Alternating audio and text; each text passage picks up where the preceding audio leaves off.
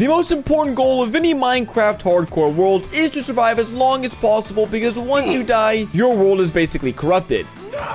Well, not in my case, because I wanted to restart my Minecraft hardcore journey in preparation for the massive Minecraft 1.20 update that's dropping in a few short days. And I've seen a ton of videos out there on YouTube of people getting their quote-unquote perfect start, and while there's nothing wrong with theirs, I wanted to show you what my perfect start in Minecraft hardcore looks like. So without further ado, this is a truly perfect start in Minecraft hardcore. My Minecraft hardcore world started out just like every other world, by collecting a little bit of wood, using that to get some stone tools, and then going absolutely dream mode, doing my best attempt to speedrun the game and defeat the Ender Dragon. Jeez, bro. 2 seconds in and I'm about to get bebopped out of this world. Hey, and we got a bow. We're gonna need that for the fight later on. Oh, baby, our first mob spawner, and we're not even gonna use it for XP. Ooh, name tag. Ooh, more string. Ooh, that was close.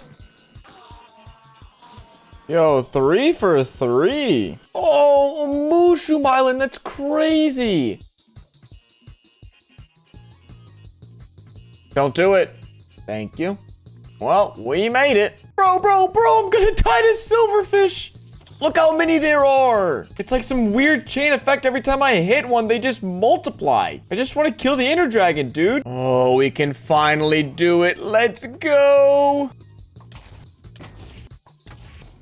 Oh, yeah. Very nice. Now we can get on with the fun part, which is snagging myself a juicy elytra.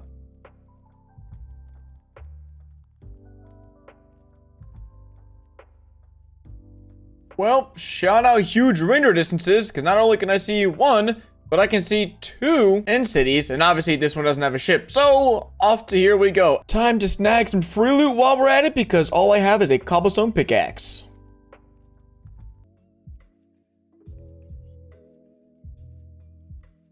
And voila, it's the best sound of the game. Can't forget the piece de resistance.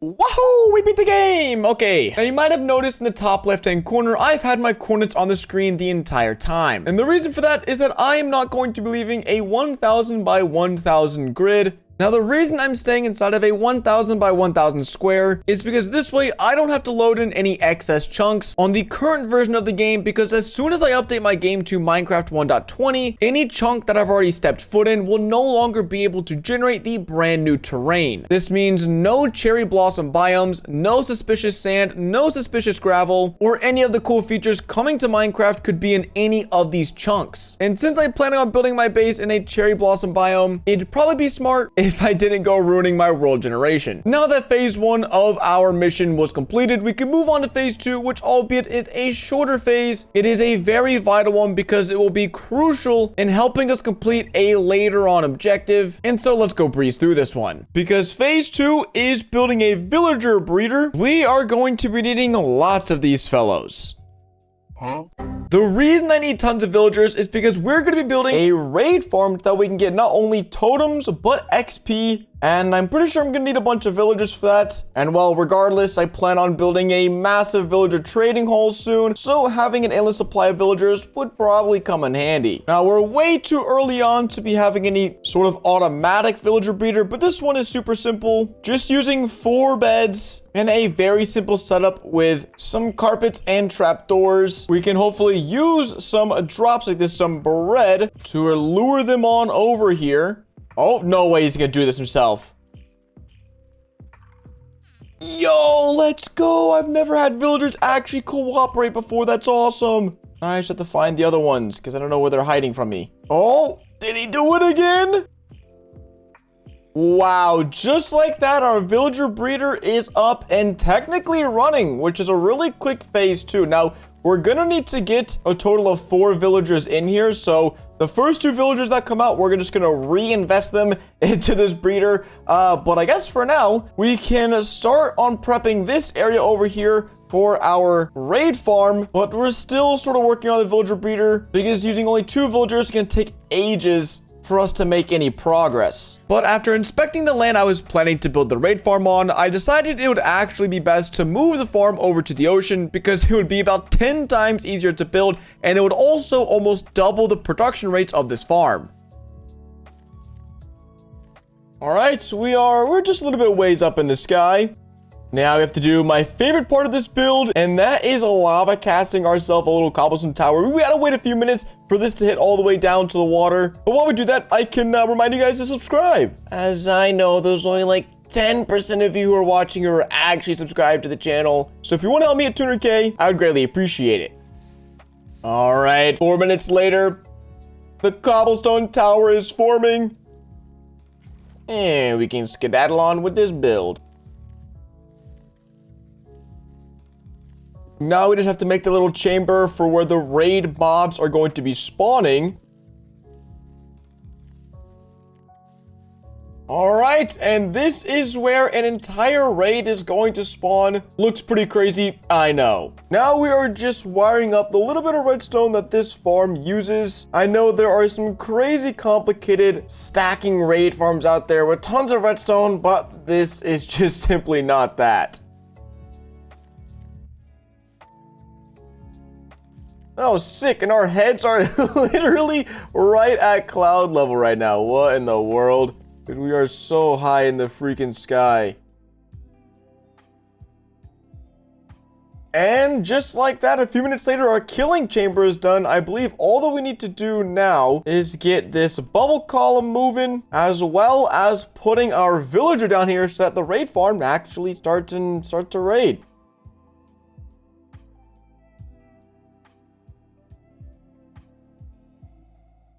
Alright, think that should work. Let's go give it a test. Let's make sure we don't die to fall damage. Very nice. And we should go whee! Alright, we might have a problem. Okay, I can mine this kind of fast for whenever I have the villager. Wait, can I just boat on ice? Don't you go really fast with a boat on ice? Oh, yo! Okay, we're gonna try to do the... Bro, I'm going too fast, Yeah, this will be interesting, trying to get our villager to the farm. Doing freaking Tokyo drifts around the track. Alright, buddy, I mean, you're all alone. Might as well join my party. Help me out get some XP and emeralds. Because there's no more villagers here. Alright, let's see if we can't do this. I don't think boating on ice with a villager was in my game plan for today, but I don't mind it. Just gotta be really careful to not get in these water patches, because that's gonna ruin everything. Oh man, we got a little strip of ice. Can we do this? Oh, dude, I forgot how fun it was to go zooming on ice. Woo! You like that, buddy? Yeah, I'm talking to you back there. Because there's a good chance that's the last time you're ever gonna see the light of day. Because now you are perpetually stuck as a farmer in this little hut. Hope you like it. And with that, the farm is done. We can remove the sand column and go find an outpost. 2,000 years later. And there she is, our pillager outpost. Oh, that was so easy. There's a captain. Usually it takes forever for me to find one of these.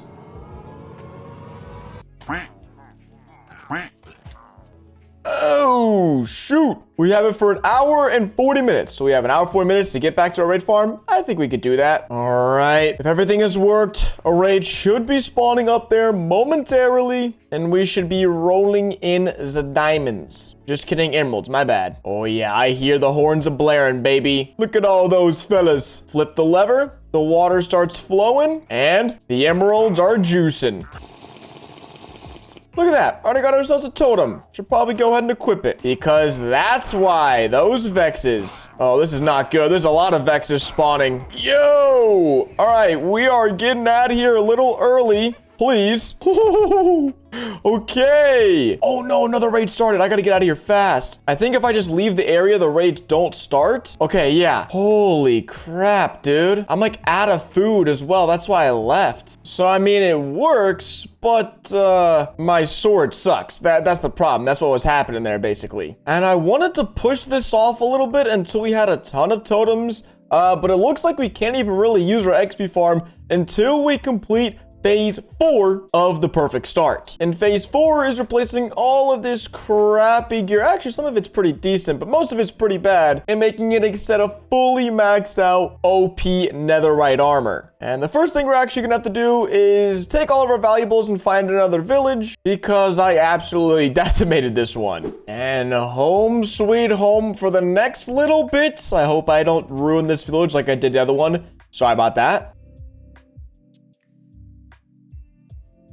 All right, second villager breeder is up and ready. Just need to get some villagers in here. Oh, baby. Keep on going. You're almost there. You're almost to your new home. Yes. No. All right, we got 2 villagers in here regardless, so we can start the happy-go-lucky process. All right, well, we ended up getting 4 villagers into our breeder, which is perfect because it'll allow us to get 2 extra villager babies a day. The only problem is, well, we have to wait on our carrots to grow to then feed them to the villagers. And then, well, we have to wait to get villagers to move them into our villager trading hall.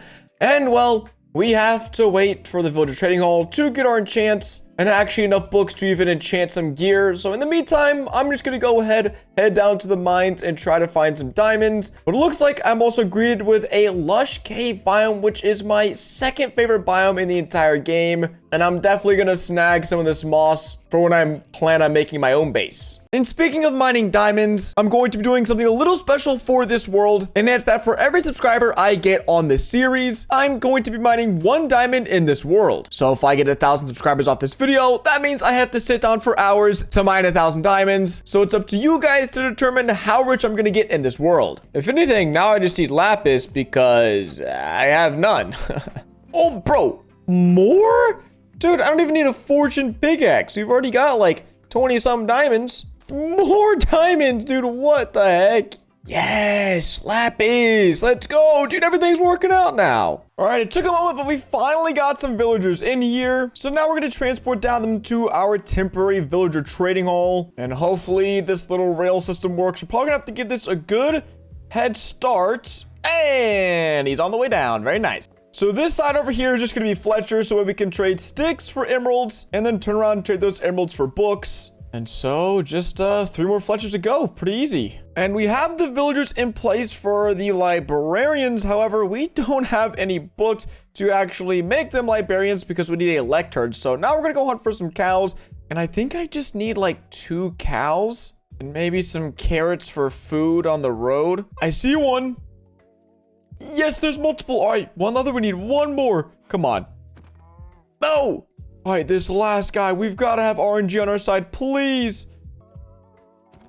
Yes, we can make a bookshelf. All right, and with this lectern, we can get this exact trade where we trade emeralds for bookshelves. So now we can just be duplicating ourselves bookshelves. Now that we have our mending villager, though, the only other one I want to try to get today is going to be an unbreaking villager, because we'd actually be able to get all the other enchants for all of our gear by just enchanting them separately with an enchanting table and then combining them. So we need to get an absurd amount of wood to then trade to the villagers for emeralds. And so that way we can get enough bookshelves to make an enchanting table and really start cranking out the rest of these enchants. We scooped up the last villager we need, which is Unbreaking Villager. And with our enchantment table finally done and our 30 level enchants ready to be grabbed, there's just one last thing to do, and that's to get a bit frisky with these iron golems.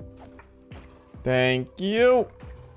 And thank you. Now, that's not nearly enough iron to make an anvil, so I'm gonna go off to the mines. Because with how many times I'm going to be combining different picks and shovels and leggings and chest plates, I feel like I'm gonna have to grab a few stacks of iron for how many anvils I'm gonna be needing. All right, 60 should be enough. And also considering once we get a fortune pickaxe, we'll be able to get tons more. I think it's best to start heading back and get enchanting. All right, the first enchant of many, and it's incredibly mid. And no, I'm not just enchanting every single item. I'm getting the literal best version, at least in my opinion, of each item in the game. Because I know there are going to be some people out there that, oh, I'm not getting the best enchants. Well, I'm getting the best enchants for how I play the game. And so that might be a little bit different from you all. But, ooh, looks like we have our first OP item. Just need to combine them. Ooh, love that fortune efficiency and unbreaking. Yes, sir. And with mending, we can set aside our first of 12 OP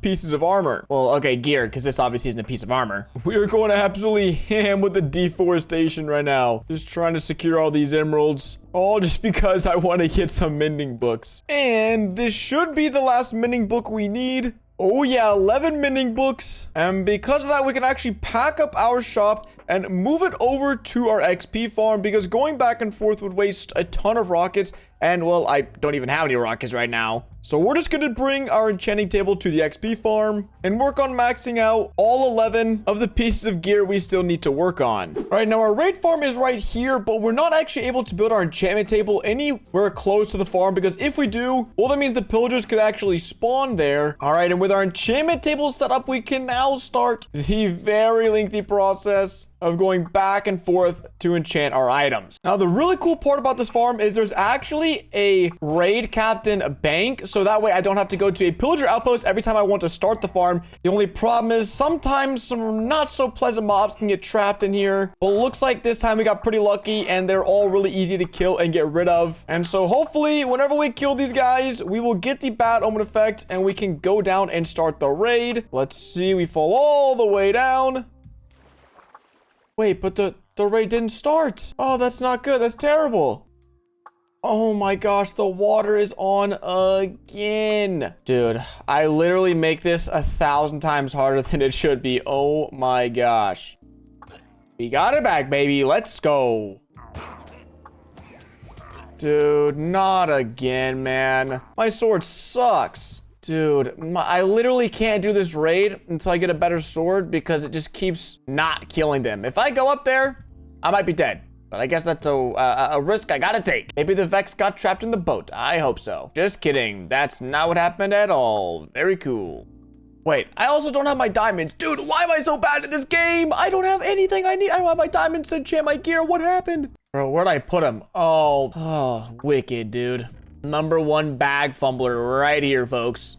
Uh-oh. We got some fellas mad at us again. The raid captain bank keeps storing those priests, and they keep just spawning like, maybe I built it wrong. I don't think I did, but like, this is making it so slow. Like, I mean, we got the totems. That's no problem. I'm gonna make an executive decision to venture back to this when my armor doesn't suck. Like right now, I'm just not, to make matters worse, bro. Listen, I think this is a lesson. Even in life, when you want things to go perfect, you gotta adapt and be a little flexible. So we're gonna go build an enderman farm.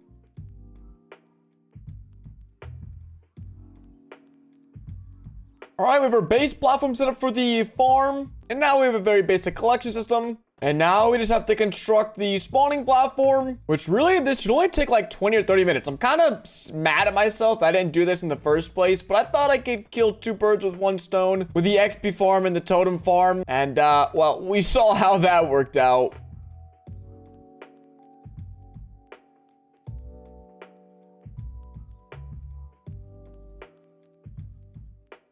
All right, well, this is kind of embarrassing. I tried to make a cool design with cobblestone, and I just ran out. So, yeah, ignore that. But we should have a pretty easy time killing these endermen with our boats, because as soon as I kill some, more will just walk into it. And honestly, this is a pretty nice XP farm in itself. All right, here comes to my least favorite part.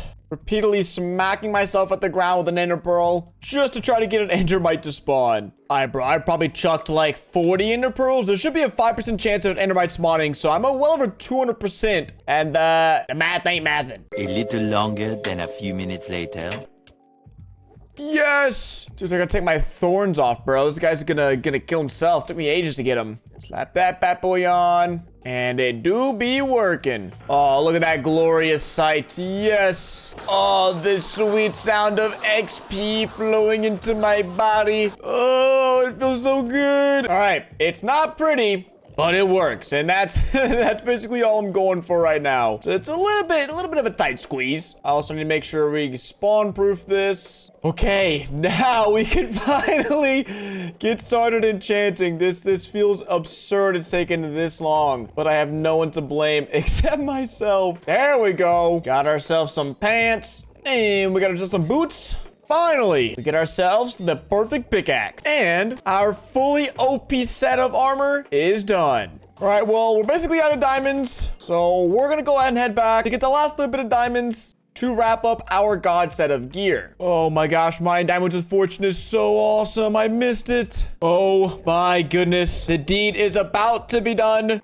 We have finally achieved a full set of OP, not only armor, but also gear of every type. We have looting, sweeping edge, we have silk touch fortune, and of course axes and hoes to go along with it. So now there's literally only one thing left, and that is to take advantage of the fact that the 1.20 update has not come out yet, which means right now it is still really easy to turn a diamond gear into netherite gear because we don't need the netherite upgrade templates. So I'm gonna go mining for what I think is probably gonna be 2 or 3 hours to get enough netherite to upgrade all of this gear in here, and then the perfect start will be complete. All right, now I am playing this a little bit risky because of the fact that I do not have any fire resistance potions. But honestly, dude, I'm so close to being done.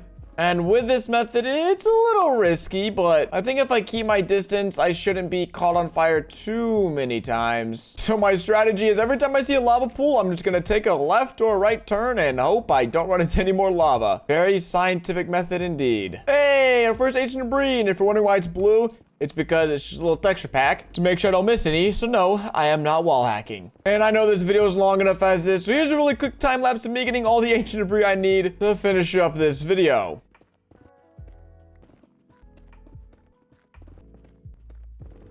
Could this be it?